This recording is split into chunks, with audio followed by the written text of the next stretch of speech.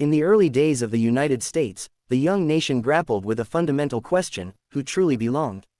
The country had won its independence and was building its identity, but the concept of citizenship remained unclear. The Founding Fathers had created a new government based on freedom and equality, yet those ideals were often at odds with reality.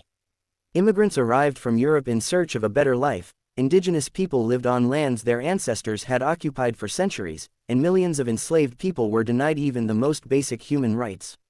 As the nation expanded, so did the complexity of this issue. In the early 1800s, citizenship was often tied to race and heritage. Many states limited full citizenship to free white men, leaving women, Native Americans, black people, and immigrants from non-European countries on the margins. The question of who belonged became even more urgent after the Civil War, when slavery was abolished and millions of formerly enslaved people sought recognition as equal members of society. The answer came in 1868, with the ratification of the 14th Amendment to the United States Constitution. This amendment was a direct response to the injustices faced by Black Americans after emancipation. It established that all persons born or naturalized in the United States, and subject to the jurisdiction thereof, are citizens of the United States and of the state wherein they reside. This single sentence fundamentally reshaped American citizenship. The 14th Amendment was not just a legal solution, it was a bold statement about what it meant to be an American.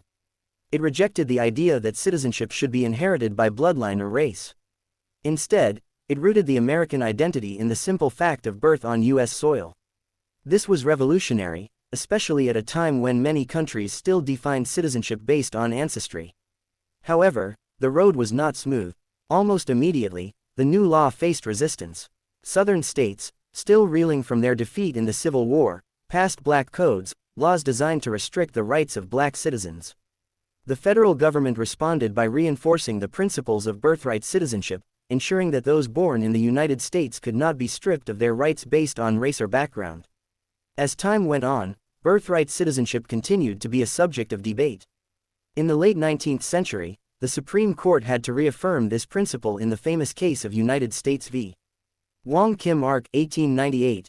Wong Kim Ark, born in San Francisco to Chinese immigrant parents, was denied re-entry to the U.S. after a visit to China.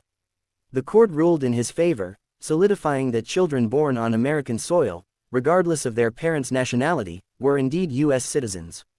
In the 20th and 21st centuries, birthright citizenship has faced new challenges, especially during periods of intense immigration debate. Some argue that it encourages undocumented immigrants to come to the U.S. so their children will automatically gain citizenship. Others see it as a cornerstone of American democracy, a way to ensure that the nation remains inclusive and open to people from all backgrounds.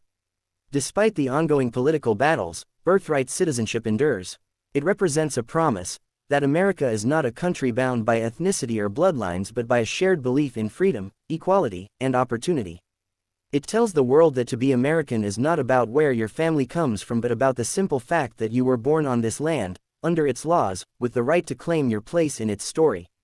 Today, birthright citizenship remains a powerful symbol of what the United States aspires to be, a nation where anyone, regardless of their heritage, can belong. It echoes the words etched into the Statue of Liberty, welcoming the huddled masses yearning to breathe free, and it reminds everyone that the American identity is not exclusive but expansive, not inherited but earned by the very act of being born in a land of hope and possibility.